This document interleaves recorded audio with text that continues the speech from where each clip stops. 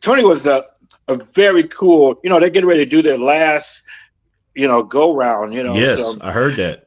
I was just like, wow, it's I was so fortunate to produce the record, and then the box set came out last year. It ended up #1. They remixed everything. It's a hard thing to produce a Black Sabbath record. People were hating me and so on. It's a hard thing to do a Sabbath record. Right. How was the process and all that of producing and Well, working for Black Sabbath like that, doing that? In retrospect, and now I've learned something from that. First of all, they didn't want me to produce the record. That wasn't their choice. IRS Records, Miles Copeland, Stuart Copeland's brother, who ran the record label, wanted me to do the record. So I ended up there. First, I come in as the record company guy, which I don't see how I could be the record company guy.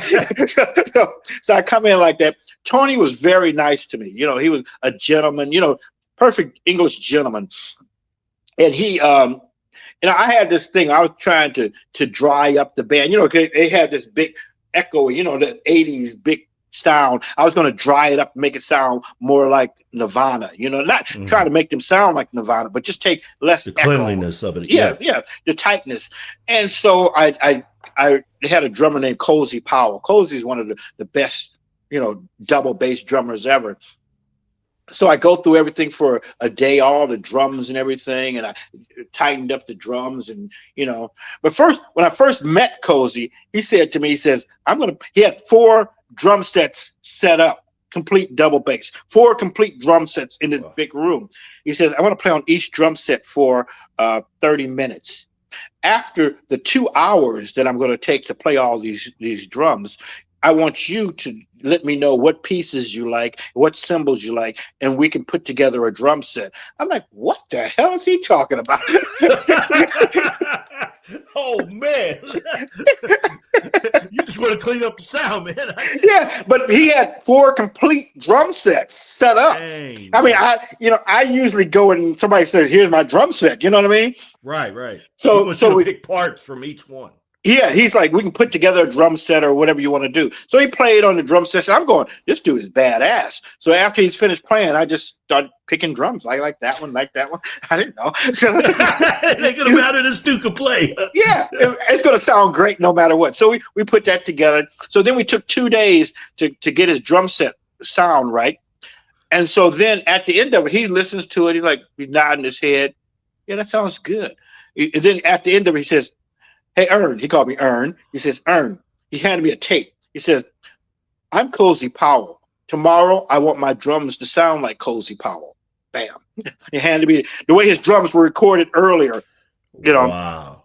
Dang, and so man. I just told the engineer, turn the echo on. We're changing that up. Right? Yeah, just turn everything back up. Yeah. They didn't want change. Right. So, I got you.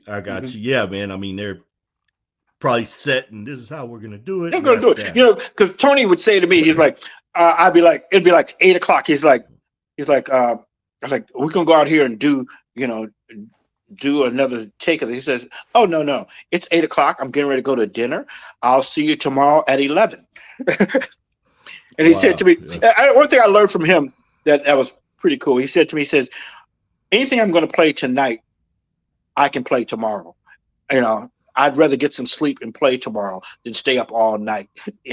So dang, yeah. He had his set way of how he was going to do it, and that's how it worked. And that's the way it was.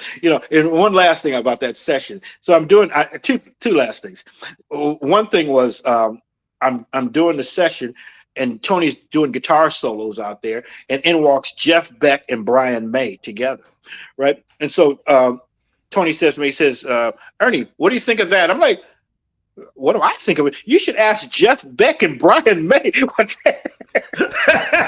Right. Yeah.